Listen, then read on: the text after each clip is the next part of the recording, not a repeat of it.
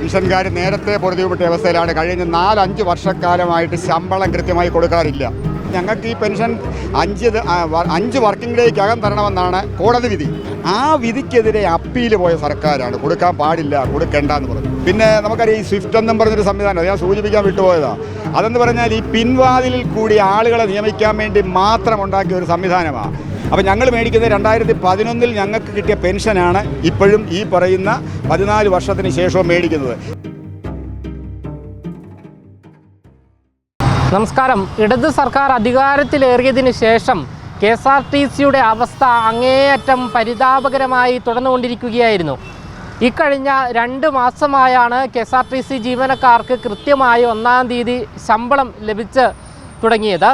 എന്നാൽ ഇതിന് ശേഷം ഇപ്പോൾ പെൻഷൻകാരും KSRTCയിൽ നിന്നും വിരമിച്ചവരും ഇപ്പോൾ ഗതികേടിലേക്ക് എത്തിച്ചേർന്നിരിക്കുകയാണ്. അവർക്ക് പെൻഷൻ കൃത്യമായി ലഭിക്കാത്ത സാഹചര്യത്തിലേക്ക് എത്തിച്ചേർന്നിരിക്കുന്ന ഈ ഒരു സാഹചര്യം മുൻപുമുണ്ടായിരുന്നു. എന്തായാലും ഇവരും വല്ലാത്തൊരു അവസ്ഥയിലേക്ക് എത്തിച്ചേർന്നിരിക്കുന്നു. എന്തായാലും ഈ ഒരു വിഷയത്തിൽ ഇപ്പോൾ ട്രാൻസ്പോർട്ട് പെൻഷനേഴ്സ് വെൽഫെയർ അസോസിയേഷൻ ഇപ്പോൾ രംഗത്ത് വന്നിരിക്കുകയാണ്.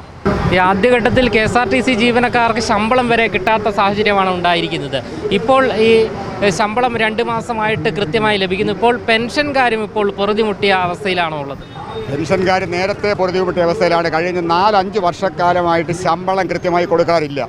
കാരണം അവർ ഗഡുക്കളായിട്ടാണ് കൊടുക്കുന്നത്. പണ്ടൊക്കെ ഞങ്ങളുടെ ഇവിടെ ഇഷ്ടികപ്പണിയുണ്ട്. ഇഷ്ടികപ്പണിയുടെ കൂലി കൊടുക്കുന്നത് ശനിയാഴ്ചകളിലാണ് എന്ന് പറഞ്ഞ പോലാണ് PSC നിയമിച്ച് കേരളത്തിലെ ഏറ്റവും വലിയ പൊതുമേഖലാ വ്യവസായ സ്ഥാപനമായ KSRTCയിൽ 30 ദിവസം ജോലി ചെയ്യുന്നവർക്ക് ശമ്പളം 2 ഗഡുക്കളായിട്ടാണ് കൊടുത്തുകൊണ്ടിരുന്നത്. ഈ 2 മാസമായിട്ട് കഴിഞ്ഞ മാർച്ച് അവസാനവും ഏപ്രിലും ഈ മെയ്യിലും ശമ്പളം മാത്രം കൊടുത്തു. അത് ഞാൻ നേരത്തെ പുള്ളി സൂചിപ്പിച്ചതുപോലെ റഫറൻഡം പ്രഖ്യാപിച്ചിരുന്നു. പക്ഷേ റഫറൻഡം മറ്റു ചില സാങ്കേതിക പ്രശ്നങ്ങളുടെ പേരിൽ ഇപ്പം നീട്ടിവെച്ചു. അതുകൊണ്ട് 2 മാസം കൊടുത്തു. അതുകൊണ്ട് ഇപ്പോൾ ജീവനക്കാരെല്ലാം പറയുന്നത് റഫറൻഡം നടക്കണ്ടെന്നാണ്. കാരണം ഇവർ പോകുന്നിടം വരെ ശമ്പളം കൃത്യമായിട്ട് കിട്ടും, റഫറൻഡം നടക്കാത്തതുകൊണ്ട്. അപ്പോൾ അതാണ് അവരുടെ അവസ്ഥ. ഞങ്ങളുടെ അവസ്ഥ നേരത്തെ ബുദ്ധിമുട്ടാണ്. ഞങ്ങൾക്ക് ഈ പെൻഷൻ 5 വർക്കിംഗ് ഡേയ്ക്കകം തരണമെന്നാണ് കോടതി വിധി. നമുക്ക് നിയമാനുസൃതം സ്റ്റാറ്റ്യൂട്ടറി പെൻഷൻ PSC തിരഞ്ഞെടുത്ത ആളുകൾക്ക് കൊടുക്കേണ്ടതാണ്. അത് കൂടാതെ തരാതിരുന്നപ്പോൾ കോടതിയിൽ പോയി സമ്പാദിച്ച വിധിയാണിത്. ആ വിധിക്കെതിരെ അപ്പീൽ പോയ സർക്കാരാണ് കൊടുക്കാൻ പാടില്ല, കൊടുക്കേണ്ടെന്ന് പറഞ്ഞു. അതുപോലെ DAയുടെ കാര്യം, DA ഞങ്ങൾക്ക് കൃത്യമായി നൽകണം എന്നുള്ള വിധിയോ ഉഭയകക്ഷി കരാറുണ്ട്. ആ കരാറിൽ ജീവനക്കാരന് എപ്പോഴൊക്കെ DA കൊടുക്കുന്നോ ഞങ്ങൾക്കതിന് തുല്യമായ DR തരണമെന്നാണ്, ക്ഷാമാശ്വാസം തരണമെന്നാണ് ഞങ്ങൾക്ക് തരുന്നത്. അതിനും കേസിന് പോയിരിക്കുക. ആ കേസിന് എതിരെ അപ്പീൽ, ഞങ്ങൾക്ക് അനുകൂലമായി വിധിക്കുന്ന വിധികൾക്കെല്ലാം എതിരെ അപ്പീൽ പൊയ്ക്കൊണ്ടിരിക്കുകയാണ് ഈ സർക്കാർ എല്ലാ കാര്യത്തിലും. ഇപ്പം നമുക്കറിയാം 140 കിലോമീറ്ററിനപ്പുറത്ത് പ്രൈവറ്റ് ബസ്സുകൾക്ക് ഓടാൻ കഴിയില്ലായിരുന്നു, നിയമാനുസൃതം കഴിയില്ലായിരുന്നു. പക്ഷേ ഇപ്പോൾ അവരാണ് കോടതി ഇപ്പോൾ ഒരു വിധി സമ്പാദിച്ച പ്രൈവറ്റുകാർ തന്നെ അത് സമ്മതിക്കുന്നു. പക്ഷേ അതിനെതിരെ ഞങ്ങൾക്ക് ശമ്പളവും പെൻഷനും തരാതിരിക്കാൻ കാണിക്കുന്ന ജാഗ്രതയ്ക്ക് തുല്യമായി ആ കേസ് നടത്താൻ ഇവർ തയ്യാറാവുന്നില്ല. അത് MLA സൂചിപ്പിച്ചു. അവിടെ കോട്ടയം ബസ് സ്റ്റാൻഡിൽ പ്രൈവറ്റ് ബസ്സുകാരൻ, അതായത് പുള്ളി ഉദ്ദേശിച്ച ശരണ്യ ബസ്സുകാരൻ, ഞാൻ കൃത്യമായിട്ട് പറഞ്ഞാൽ അവർ കയറി അവിടെ നിന്ന് ആളിനെ വിളിച്ച് കൊണ്ടുപോവാണ്. ബോർഡ് വെക്കാതെ പെർമിറ്റ് ഇല്ലാത്ത വണ്ടിയാണ് ഈ ഓടുന്നതെല്ലാം. ഇതാണ് അവസ്ഥ. ആ ദീർഘദൂര സർവീസ്, ഇൻ്റർസ്റ്റേറ്റ് സർവീസുകളെല്ലാം ഇങ്ങനെ ഓടുക.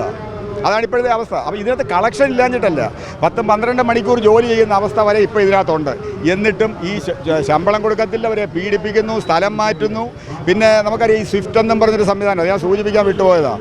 അതെന്ന് പറഞ്ഞാൽ ഈ പിൻവാതിലിൽ കൂടി ആളുകളെ നിയമിക്കാൻ വേണ്ടി മാത്രം ഉണ്ടാക്കിയ ഒരു സംവിധാനമാണ്. സർക്കാരിൻ്റെ കാശ്, KSRTCയുടെ കാശ്, KSRTCയുടെ പെട്രോള്, ഡീസല്, KSRTCയുടെ വർക്ക്ഷോപ്പുകൾ ഉപയോഗിക്കുന്നു, KSRTCയുടെ സ്റ്റാൻഡിൽ കയറി ആളിനെ കയറ്റുന്നു. പക്ഷേ കളക്ഷൻ പോകുന്നത് വേറെ സ്ഥലത്തേക്കാണ്. ആലോചിച്ച് നോക്കണം. അവർക്ക് കൊടുക്കുന്നു, അതൊക്കെ അതിനേക്കാൾ 715 രൂപ ശമ്പളമാണ് അതിനകത്ത് താൽക്കാലിക ജീവനക്കാർക്ക്. താൽക്കാലികക്കാരാണിത് മുഴുവൻ. അവർക്ക് 715 രൂപയേ ഉള്ളൂ. അവർ ഈയിടെ സമരമാണെന്ന് പറയുക ഈ പത്രത്തിലൊക്കെ കണ്ടു ഞാൻ. അപ്പോൾ ഇതാണ് ഇതിനകത്തെ പൊതുവിലുള്ളൊരവസ്ഥ. പിന്നെ ഈ പറഞ്ഞില്ലയോ, MLA പറയുന്നത് കേട്ടില്ലയോ, ഇവിടെ ജീവനക്കാരന് ഗഡുക്കളായി ശമ്പളം കൊടുക്കുന്ന ചത്ത് കഴിഞ്ഞാൽ 1 കോടി. ആലോചിച്ച് നോക്കെ, അതിന് പ്രീമിയം ഇല്ല. ഇവിടെ സർക്കാർ ജീവനക്കാർക്കും പെൻഷൻകാർക്കും 500 രൂപ കൊടുത്തിരുന്നത് പോരാ എന്ന് പറഞ്ഞ് 750 ആക്കാൻ പോവാം മെഡിസപ്പിന്. ആ സാഹചര്യത്തിൽ 1 പൈസ കൊടുക്കാതെ 1 കോടി രൂപ കൊടുക്കുമെന്നാണ് പറയുന്നത്. ആലോചിച്ച് നോക്കിയേ, എത്ര കോടി രൂപ കൊടുക്കാനൊക്കെ. ഇവിടെ മാസത്തിൽ 4 ജീവനക്കാരനും 5 പെൻഷൻകാരനും ചാവുന്നുണ്ട്. ഈ വയ്യാതെയും അല്ല ചുമ്മാ നടന്ന് അല്ലാതല്ല. ആ സാഹചര്യം എത്ര പേർക്ക് കൊടുക്കാനൊക്കെ ഈ 1 കോടി രൂപ? അപ്പോൾ ഇതൊക്കെ ചുമ്മാ ആളുകളെ പറ്റിക്കാൻ വേണ്ടിയുള്ളൊരു പണിയാണ്. അത്രയേ ഉള്ളൂ, അതാണ് കാര്യം. പിന്നെ ഞങ്ങൾ ഈ പറഞ്ഞതുപോലെ നിർവാഹമില്ലാതെ ഒരു സമരത്തിനെന്ന് പറയാൻ ഞാൻ നേരത്തെ സൂചിപ്പിച്ചാൽ 75-80 വയസ്സുള്ള ആളുകളാണ്. അവരൊക്കെ ഇവിടെ സമരത്തിന് വരിക എന്ന് പറഞ്ഞാൽ ഒന്ന് ആലോചിച്ച് നോക്കിയേ. പക്ഷേ നിർവാഹമില്ല. അതുകൊണ്ടാണ് ഇത്തരം ഒരു സമരത്തിന് വന്നത്. പെൻഷൻകാരെ ഇപ്പോൾ പൂർണ്ണമായി അവഗണിച്ച ഒരവസ്ഥ തന്നെയാണ്. അവസ്ഥ തന്നെ തർക്കമില്ല. കാരണം ഞങ്ങൾ പറഞ്ഞല്ലോ 2011 ശമ്പള പരിഷ്കരണത്തോടൊപ്പം പെൻഷൻ പരിഷ്കരിച്ചതാണ്. ഓരോ 5 വർഷം പെൻഷൻ പരിഷ്കരണം നടന്നു. ശമ്പള കമ്മീഷൻ്റെ അടിസ്ഥാനത്തിൽ നടക്കണം. 2016 ശമ്പള പരിഷ്കരണം നടന്നില്ല. 2022 ശമ്പള പരിഷ്കരണം നടന്നപ്പോൾ പെൻഷൻ പരിഷ്കരണം അതിൻ്റെ കൂടാണ് നടക്കേണ്ടത്. കാരണം ഉഭയകക്ഷി കരാറിൽ അംഗീകൃത യൂണിയനുകളുമായി സർക്കാർ നടത്തുന്ന ചർച്ചയിലാണ് പെൻഷൻ പരിഷ്കരണം നടക്കേണ്ടത്. അത് നടന്നില്ല.